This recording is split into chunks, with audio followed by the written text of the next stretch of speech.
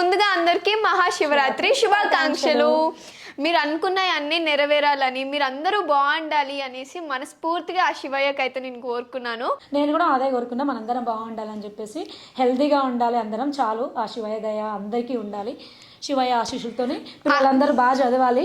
So అదే అనుకున్నాను కదా. అందరూ బాగా చదువుకోండి. అందరూ టెంపుల్స్కి వెళ్ళారని అనుకుంటున్నాను, నేనైతే ఓలేదు. అందుకే మేము ఇంట్లోనే పూజ చేసుకున్నాము. సహృద కోపం వచ్చింది టెంపుల్కి తీసుకెళ్ళలేదని, బట్ క్రౌడ్ ఎక్కువ ఉంటుంది కదా, అందుకని వెళ్ళలేదు. ఎనీవే, సహృద ఈ ఇయర్ నుండి ఫాస్టింగ్ ఉంటుంది. సో హ్యాపీయా? ఎన్నటి నుండి అడుగుతుందా నేనుంటా అని చెప్పేసి. ఏ పండుగ వచ్చినా ఏదైనా మేము ఇంట్లో ఉంటాం కదా, సో తను కూడా ఉంటా ఉంటుంది. ఈరోజు నైట్ జాగారం కూడా చేయాలి. ఉపవాసం ప్లస్ జాగారం. ఉపవాసం అంటే ఈ వీడియో అయితే ఇప్పుడు 8 o'clockకి చేస్తున్నాం, బికాజ్ మార్నింగ్ నుంచి కొంచెం బిజీగా ఉండే అన్నమాట. ఏం లేదు, మార్నింగ్ నుంచి ఏం తినలేదు. ఓకే ఫైన్, దేవుడి కోసమే కదా, పర్లేదు. ఉపవాసం అంటేనే అది కదా మరి. సో ఇప్పుడు దేవుడికి పూజ అయిపోయింది కాబట్టి కొంచెం ఏమైనా ఫ్రూట్స్ అలాంటివి తినేస్తే అయిపోతుంది.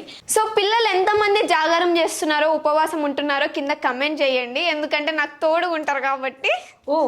కామెంట్కి రిప్లై ఇస్తాను అన్నమాట సహృద ఇప్పుడు. ఓకే, జాగారం అంటే ఏముంది, మా రోజులలో అయితే మస్తు అంటే ఎంజాయ్ చేసేవాళ్ళం 12-1 అయ్యేదాకా. ఇప్పుడు అలా ఏం లేదు, టిక్ టిక్ టిక్ టిక్ అని నొక్కడం, టీవీ ఆన్ చేసుకోవడం, అంతే గడిచిపోతుంది. ఇటు చూసే లోపు 12 అవుతుంది, 1 అవుతుంది, 4 o'clock కూడా అవుతుంది. అట్లా ఉన్నారు పిల్లలు ఈ రోజులలో. ఓకే, జాగారం చేయండి అందరూ, ఓకేనా? నువ్వు కూడా చేస్తావు కదా? చేస్తా, పక్కా చేస్తా అంటే సహృద. Bye guys.